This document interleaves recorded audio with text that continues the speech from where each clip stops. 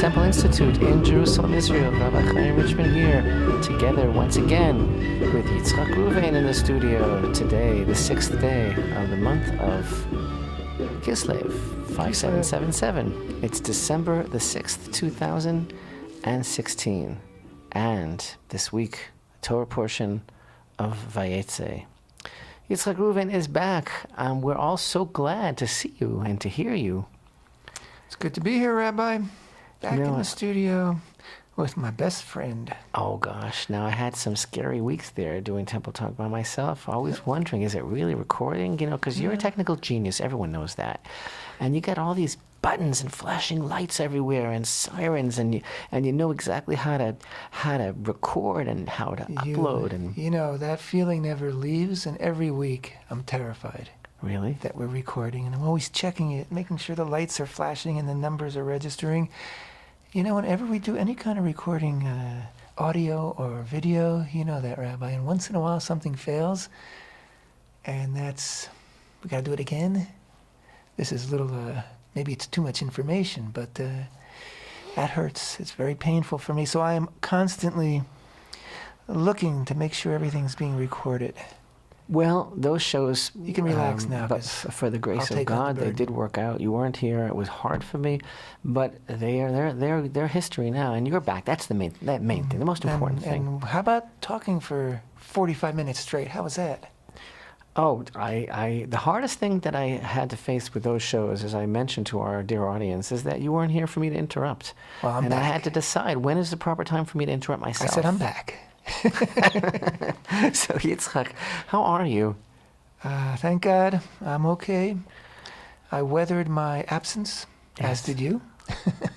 And it's good to be back. Do you have anything good to be in the month of Kislev. Rich, nostalgic, wise that you want to share with us from your experience out in the world the past couple of weeks? I know it was a private trip, but maybe you want to just share something with your audience? Oh, boy. You know, if something comes up, I'll interrupt. All right. You caught me off guard. All right. Well, we're happy to have you back. Thank you for joining us once again here in the studio. And it's Parashat Vayetze, which begins in the book of Genesis, chapter 28 and verse 10. It's about Yaakov's flight from his brother, from the wrath of his brother Esav, from whom he acquired the birthright and the conjoining blessings of his father Yitzchak. Parashat Vayetze it moves at a pace which is so frantic. Mm-hmm. There's so much going on in it. There's a certain word that I think applies to the parsha, and I'm not going to give it away now. A little teaser here for our video lesson this week. There's so much going on in this Torah portion, and the pace is much quicker than anything that we've seen until now.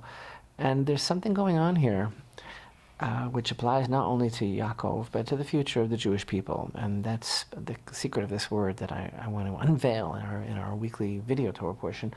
And the meaning of all of this for all of us, Jacob's flight, and of course beginning with his dream at none other than the site of the Holy Temple. And subsequently his marriage to Rachel, to Rachel, and to Leah, and the birth of all of his children, save one, Benjamin, who will be born in the next Torah portion of Vayishlach, his confrontation and his servitude to Lavan, the children, the attitude of the wives, it's all just mind-boggling, what it all really means. So I want to look at it in a completely different light. But of course, the parsha begins with the temple, with the Holy Temple, with the place of the Holy Temple. And just as Abraham had a very singular relationship with this place, binding his son Isaac to the place of the altar, so too Jacob goes to this very same place, lays his head down, and sees a vision of a ladder, firmly planted on the earth, but whose top reaches into heaven. And who is at the top of the ladder but God himself, whatever that means, speaking to him. And there is so much going on here, from the very phrase that in the second verse of the whole Torah portion, the Torah portion starts out, Vayetze Yaakov mi Beersheva, vayelech Haran. Jacob departed from Beersheva and went toward Haran. And then the very next verse, Vayivga b'makom. He set upon the place. He touched upon. He encountered the place. Torah doesn't have to tell us which place. It's pretty obvious. There's only one place that could be called the place, isn't there? Vayivka b'makom. He set upon this place, and he rested there, because the sun had set, and he took from the stones of the place, and he placed them under his head, and he slept in that place. And this is the place of the Holy Temple, and the Torah tells us, Hashem promised him, he says, I am Hashem, God of Abraham your father, and God of Isaac. The ground upon which you are lying, to you will I give it, and to your descendants.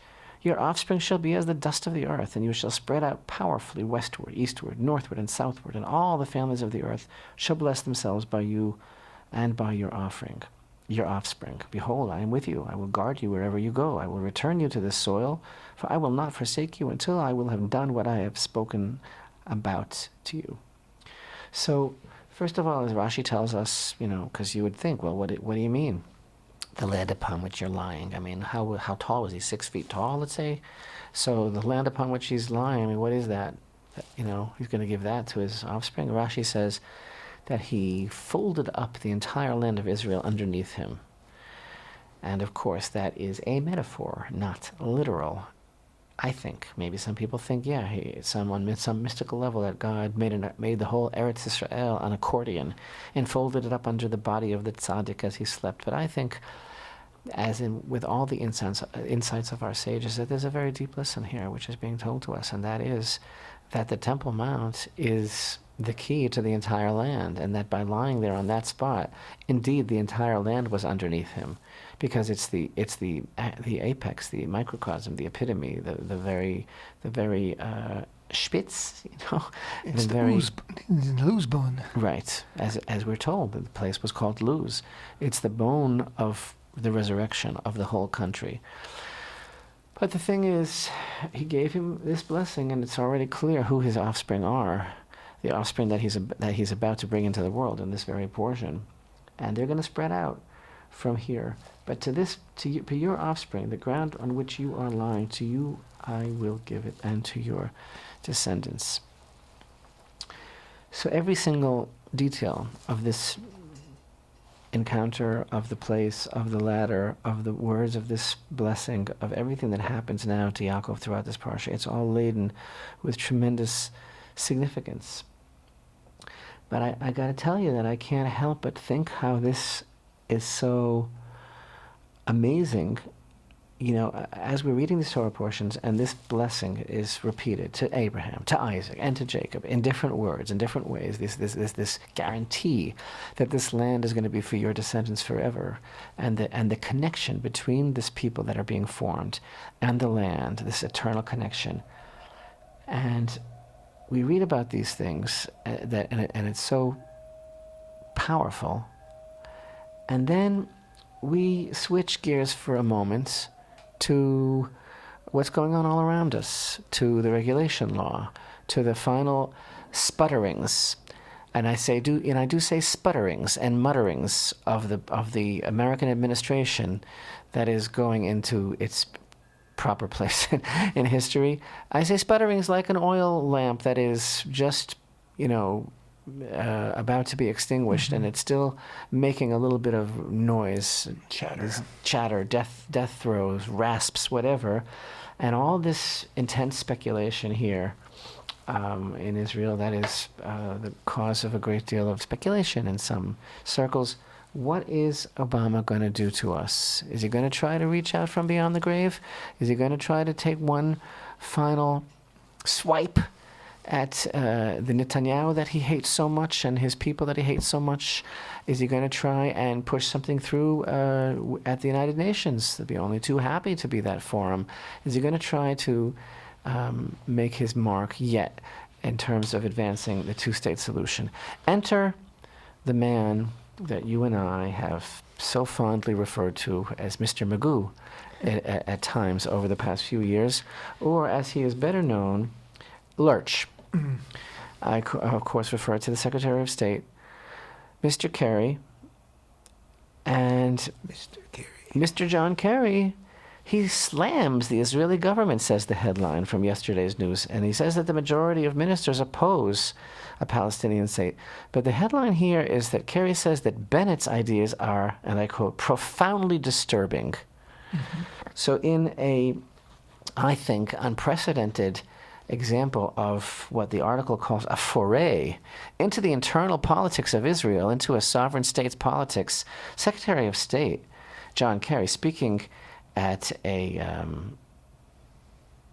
certain forum, a certain left-leaning forum that's held annually, right?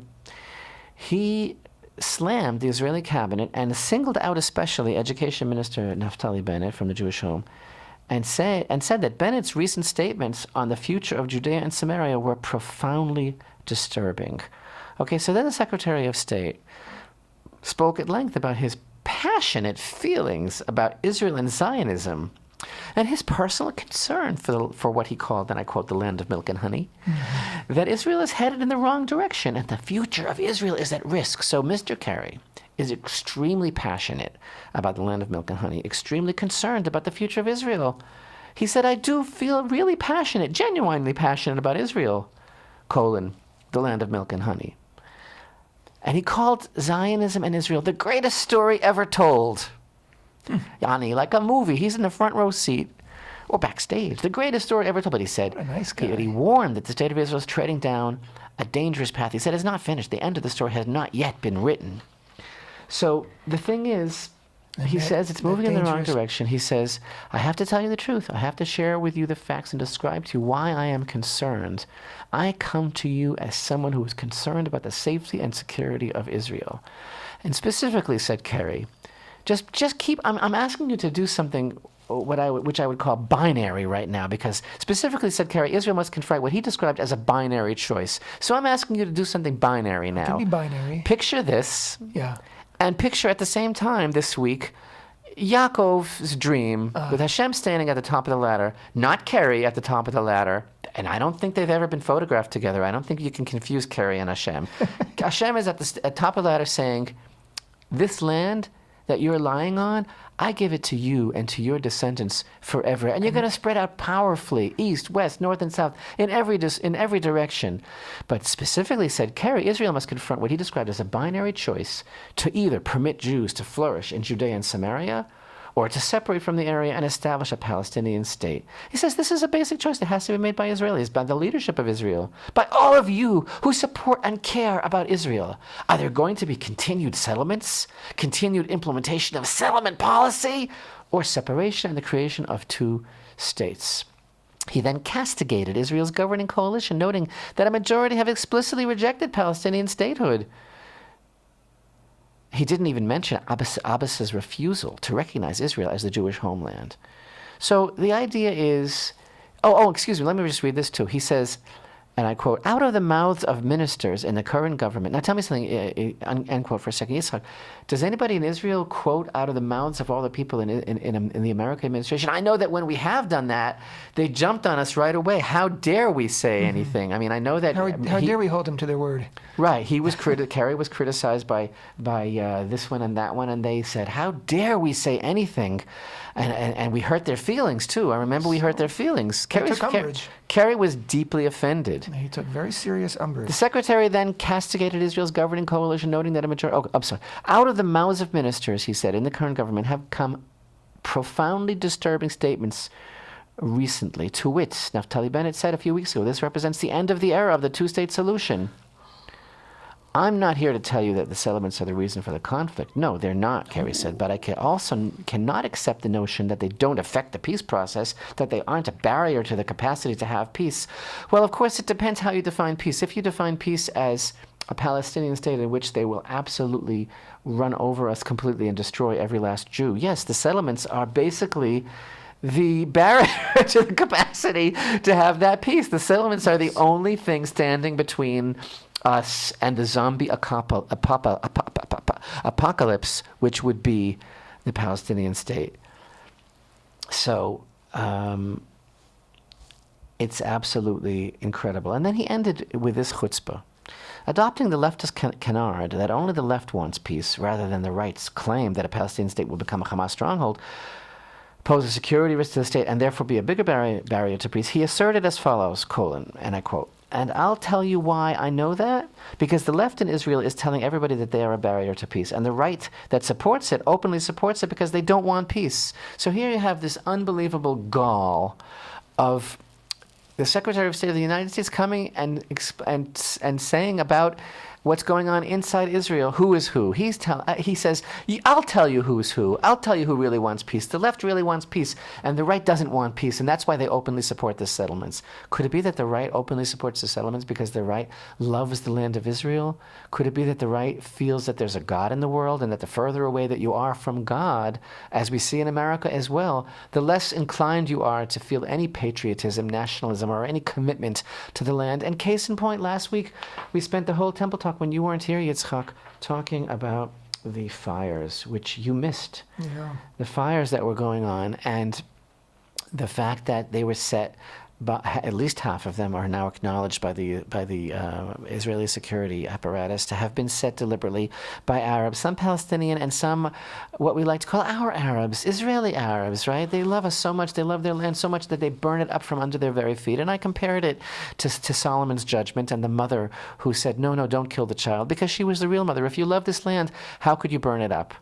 And the left is doing the same thing in their way. They're also burning up the land in their own way. And so it goes. So here we have Yaakov lying on the place of the gateway to heaven, the Temple Mounts. Hashem telling him at this place, which is the very microcosm and encapsulation of what the land of Israel means. He's saying, "I'm going to be with you, and this land is yours forever." And as I'm reading this, I'm being bombarded by people like John Kerry, who are saying, no, slapping you on the wrist right now. That's all it is. Right. That's not what God meant. That's not what the future holds for you. I'm worried about your future, he says. I'm very worried about your future because you have people like Naftali Bennett who are saying that it's the end of the two-state solution era, and these remarks, he says, about the future of Judea and Samaria are profoundly disturbing. So tell me something. Does this work? In other words, in a world where you're trying to pretend that you want to be democratic and that you believe in all of these ideas, and you're also claiming to believe in the God of Israel, claiming to believe in the Torah. I'm speaking now to Jews, claiming to believe that we have a purpose in this world and that we have a future in this land. Do they work together? Because, I'll be honest, people are arrested for saying less than this, especially now with everything that's going on with the thought police, with the High Court of Justice.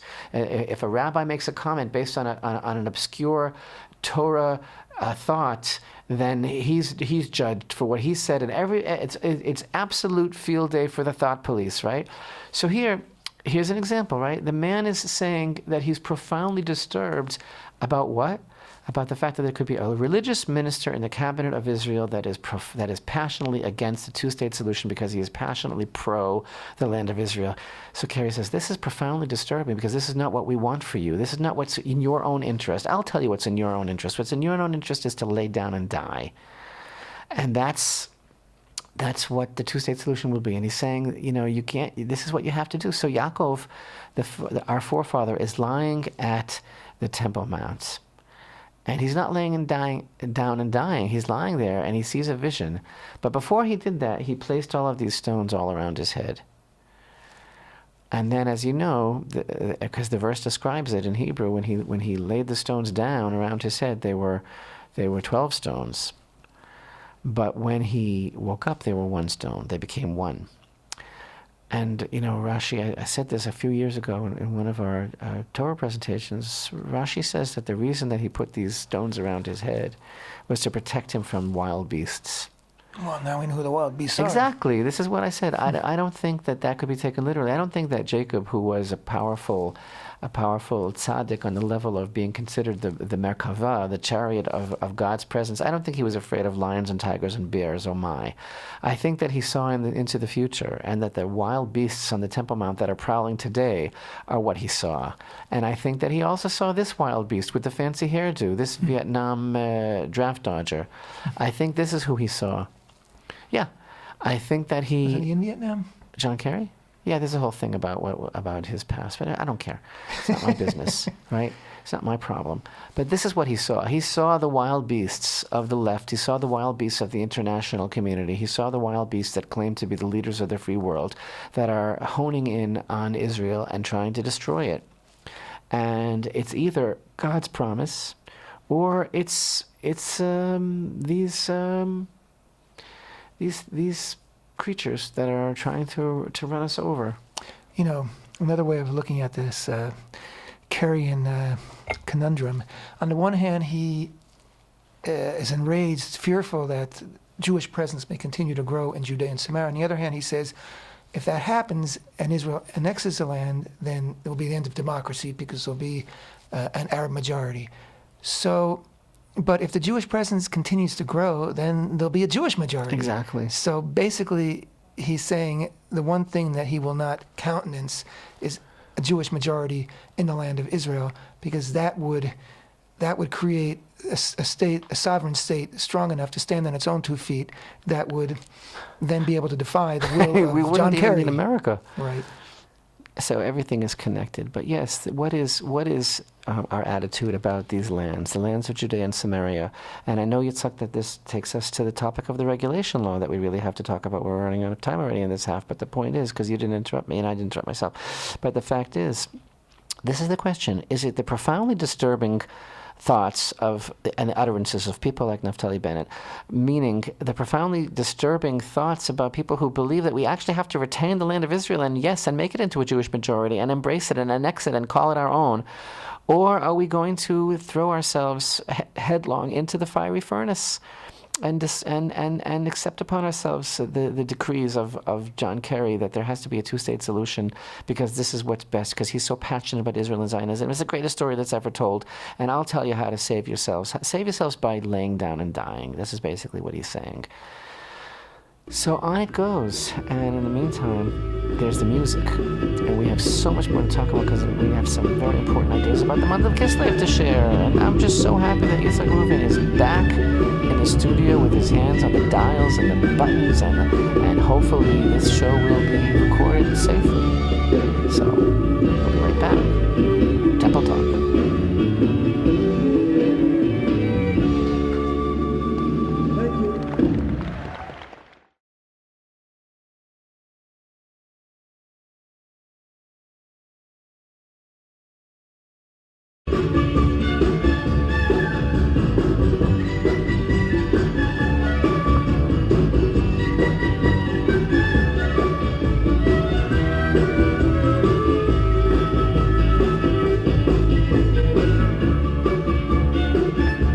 Shalom and welcome back to Temple Talk. This is Yitzchak Reuven, back in the studio, back with my friend Rabbi Chaim Richman here in Jerusalem. Today is the 6th day of the month of Kislev, 5777. It's also the 6th day of December 2016. How's that for a temporal coincidence? Synchronicity. Yeah, I'm back. You asked me before, Rabbi, if there are any anecdotes I like to relate concerning my trip to America. And just apropos of what you were saying before about Mr. John Kerry and his military or lack of military past, whatever.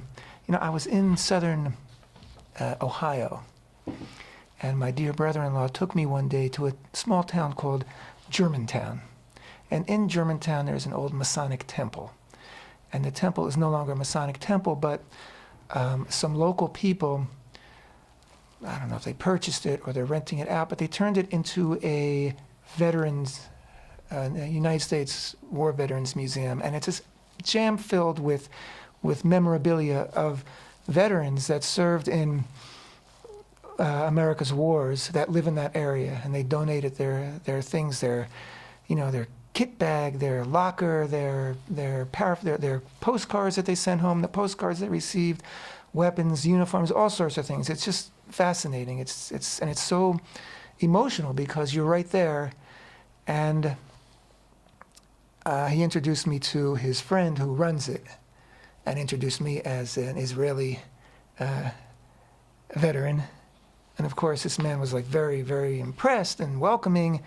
And again, I know there's this disconnect between those who love their land and honor their land and honor that inheritance that they've received because of the courage and the sacrifice of others that came before them, and there's sort of a fellowship between people who have that, and there's a chasm between the people who serve and between those sections of the population that don't serve, and I think that may go a long way to explain the huge chasm that I think exists in American society right now. But again, it's easy for someone who doesn't get that tradition of sacrifice to say, oh yeah, these 400,000 quote settlers have to be, get rid of them, just they don't exist. Like, make sure they don't exist so that we can bring peace. It's a total disgrace to think that way. It's a destruction of everything that went before and everything that was going to proceed from here. You just can't treat people like chattel, like garbage, and like besides trash. the fact that the 400,000 settlers are living there on behalf of not only Israeli Jewry but world Jewry, and that they have their finger in the dike. They're like the boy with the finger in the dike. They are holding back the destruction of the entire land. And the whole idea of the proximity of major population centers like Tel Aviv to within firing range of all the enemies of Israel, et cetera, et cetera. That's not the point. The point is it's the biblical heartland of Israel. And the point is the characteristic of the left is this is what I think and you don't count. This is I'm right and you're wrong, and I have no regard whatsoever for any other opinion. And this is kind of like, I think, quite an extreme level of audacity, you know, to come and say, this is what you should be doing because I said so and because I care about you. Like, I care about you more than you care about yourselves, more than you. And I'm right because you see that your own left agrees with me, so but your own right is against this. Case in point, the regulations bill. The regulation law. In which the government just passed the first reading of it. I think they have to pass it 3 more times to make it into law. And that would legalize settlements, communities that are built on lands that are, quote, disputed. They're disputed because certain left-wing Israeli organizations that are funded by European governments have scoured Arab villages and, I imagine, offered some kind of reward for anybody who'd be willing to testify and say, oh yeah, I have some kind of a deed to that property. And then that sets a legal procedure into motion, which comes before the High Court of Justice, which is notoriously anti-Jewish, anti-Torah, anti-land of Israel.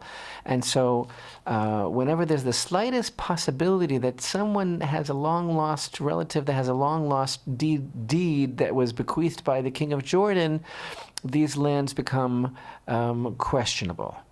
So they are passing, it looks like there is a deal, that they are going to pass the regulation law, which is basically going to recognize that in such cases where there is an absentee owner... A claim. Sometimes these claims come after 30 years. It's not like someone... Right. You know, when you build, normally in most countries, you have to legally announce that you're building a certain land. If somebody has a claim on that land, they come forth. Now, there are cases where Jews have claims on land that Arabs are going to build on, and often those claims are not, even though they're very provable. They're not. Right. They're not respected They're by not the courts. respected. And so anyway, because they're worried about the international repercussions and what people are going to say.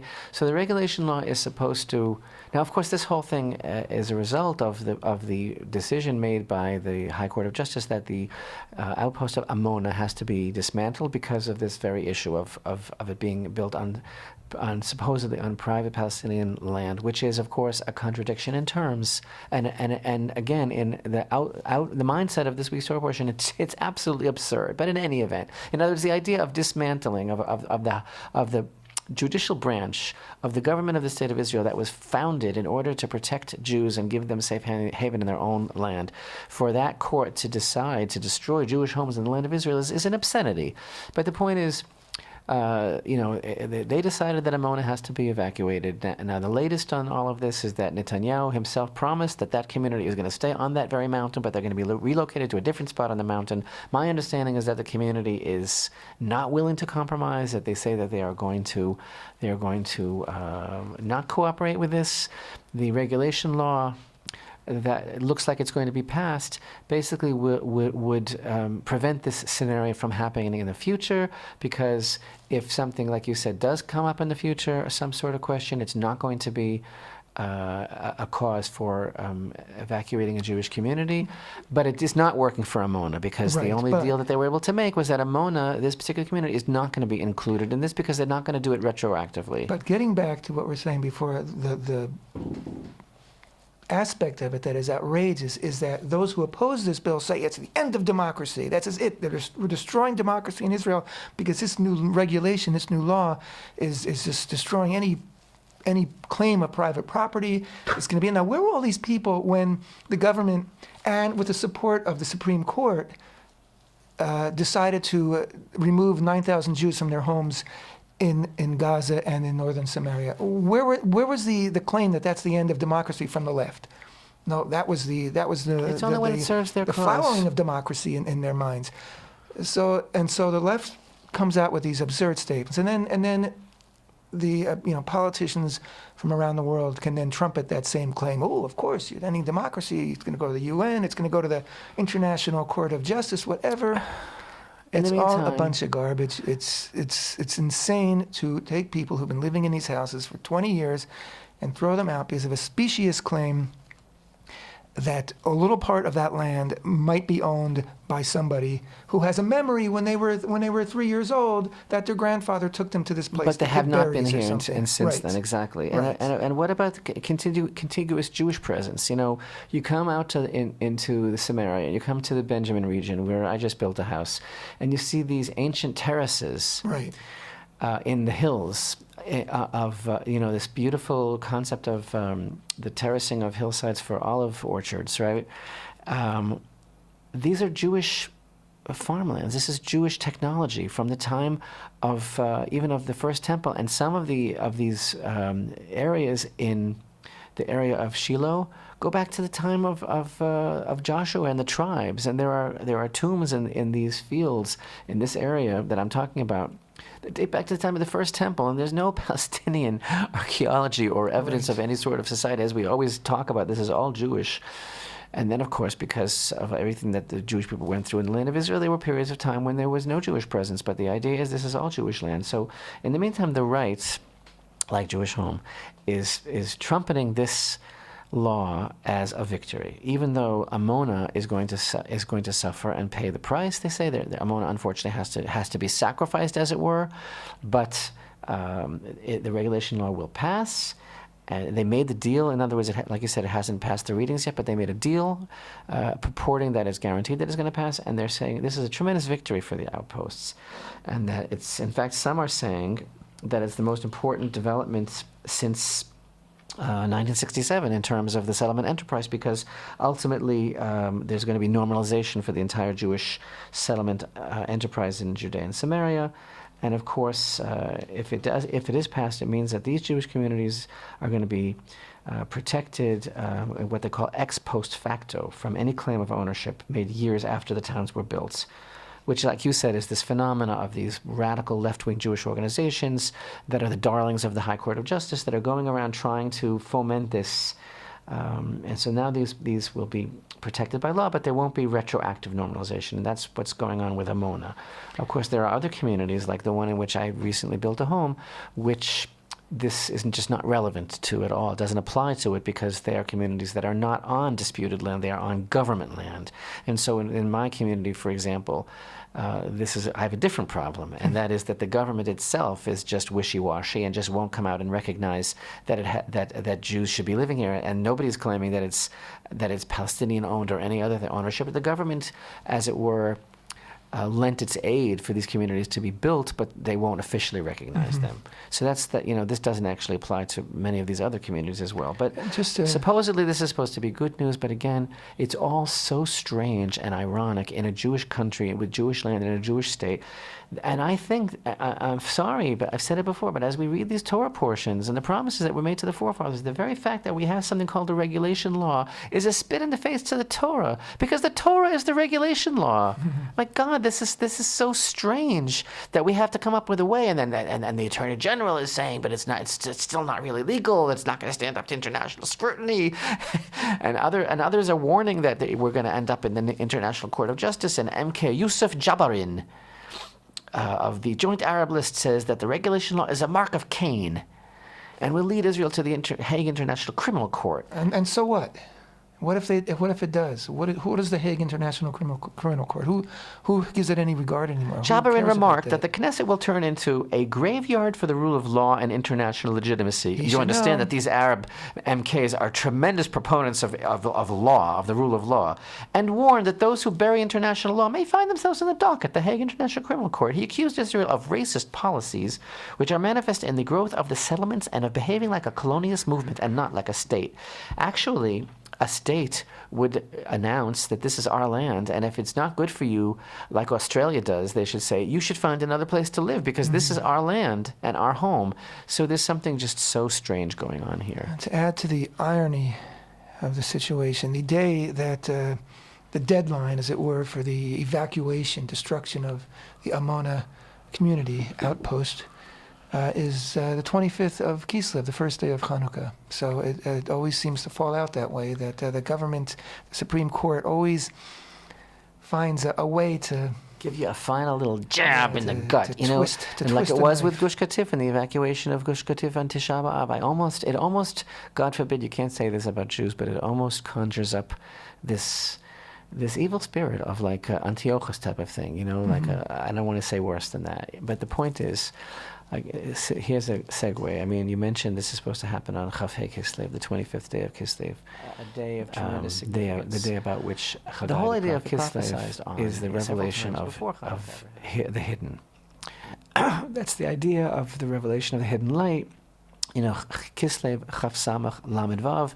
It's the milashon. It's from the root of kisui, lechasot, to keep something covered, hidden. And the Lamed Vav, of course, is the 36 hours of the original light that was hidden from the time of creation. The 36 hours of the special light that were there for Adam and Chava before everything that happened there, and that light is revealed again now when we light the Hanukkah candles every year. But I want to say, I had the opportunity last week to share this thought with a very dear group of people in Texas in an online class. We were talking about the fact that, all year round, you could ask Hashem to give you a miracle. And if you get one, it comes off the tab of your account. But during Kislev, during this month, you can ask for a miracle, and it is just the most natural thing in the world. It doesn't come off of your tab. You know why? Because the very essence of this month is so miraculous. It's like oozing. It's like the most natural thing in the world. And there's a whole tradition that every day during this month you have to have a special recognition of Hashem's goodness and say Psalm number 100, Mizmor LeTodah, Psalm of Thanksgiving, every single day. And there's this one very famous Rabbi Chaim from Turkey, who passed away, I think, in 1868, who said that if you're careful all this month not to complain even one time, this is a guarantee that this great mystic rabbi made. He said, if you don't complain from Rosh Chodesh Kislev. I know it's a little bit late for you to start now, guys, if you didn't get it till the end of Hanukkah, he says, he guarantees that a miracle will be wrought for you this very year. Because the basis of everything is Hakarat HaTov, is recognizing Hashem's goodness and saying thank you and appreciating what we have. And so, I think it is not coincidence that horrible destruction of Jewish life in Israel is scheduled for the 25th day of Kislev. And like John Kerry himself said, the story is still being written. I was going to say thank you, John Kerry, for your binary choice. That's I appreciate your input. Thank you very much. I hope that you will enjoy your vacation, which I guess will be effective as of next month. I'm sure he'll be a very high-paid speaker at many events and dinners and conferences because he has a lot of experience and insight, and so he will. I'm not worried about him. I'm only worried about what he can possibly do to John Israel. Kerry Institute, get donations from foreign. No, the foundation, the John Kerry Foundation, the sister foundation of the Clinton Foundation.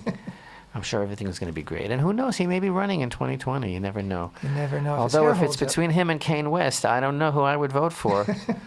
If it's between him and Donald Trump, it'll be the battle of the hairstyles. Anyway, Yitzchak, we're a nonprofit organization. We're not actually allowed to be talking about politics. So sometimes, I was talking before, I was plugging everything into Torah verses, but we're not allowed to actually comment on politics. I'm just talking about hairstyles at the moment, but okay. Anyway. Here's the thing about this month of Kislev. It's also called the month of dreaming. And ostensibly that's because all of the dreams in the book of Genesis fall out. The Torah portions fall out in this very month. We're starting now in this week's Torah portion of Jacob's vision of the ladder, but we're going to have Yosef's dream. We're going to have Pharaoh's dream. It's all during the month of Kislev. This is called the month of dreaming, and one of the tikkunim, one of the rectifications of this month, are these long winter nights, these cold, long winter nights where you want to stay in bed a little bit longer, go to bed a little bit earlier, and get up a little bit later. Well, normally I would say don't be lazy, but I think on a mystical level, that's okay during this month. There's a certain tendency that we have that we want to be a little bit more inward and insulated and introspective, and that extra sleep is going to bear fruit in our dreams. And our dreams are going to come true. This is a time for dreaming. And the fact is, it's all a dream anyway.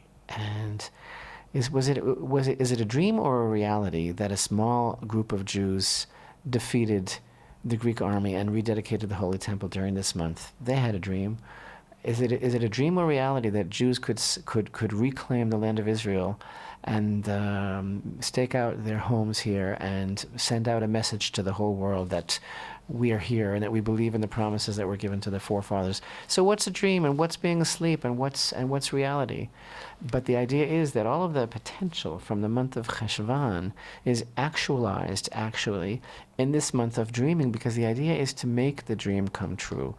And that's what Kislev is really all about, because the dream is hidden and we reveal it during this month. How does that psalm go? Beshuv Adonai et Shvitenu. And Shir Hamalot, right? Yeah. Right.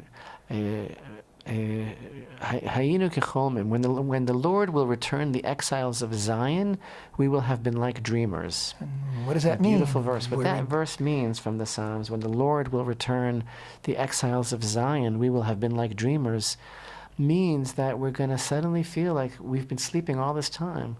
It's like we're going to wake up and we're going to see the true reality of our lives and of Hashem, His presence in our lives and His tremendous love for us.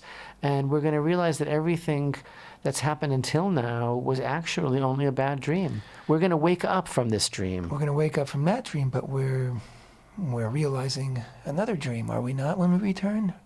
A dream coming true. Exactly. So it's a beautiful line that could be read both ways.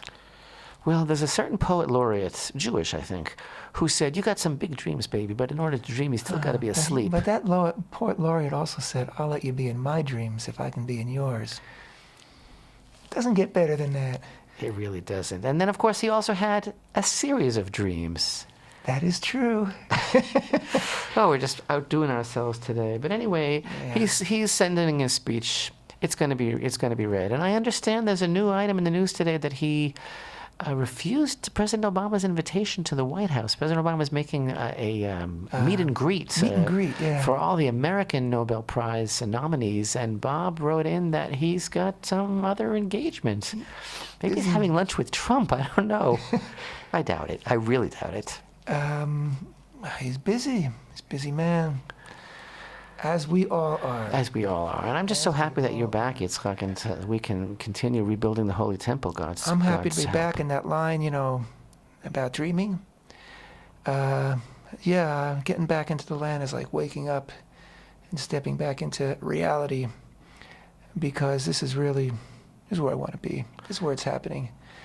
This is where the future is taking place right now, in spite of John Kerry's tremendous discomfort with what was it? Very disturbing Profoundly reality. disturbing, he said. Profoundly. Yeah, he says statements that are being made about Judeans in Samaria are profoundly disturbing. And he's very passionate about Israel and Zionism, by the way. He says the story is the greatest story ever written, but it's not over yet. So I got news for you, Mr. Kerry. You're right. And guess what? It's not over yet. We're the ones with the pens here. So, sorry, Charlie. It's great to be back. And I wish everybody sweet dreams this month of Kislev. And don't complain about a thing. And keep wishing for a miracle in your life. Thanks for being with us. Temple Talk.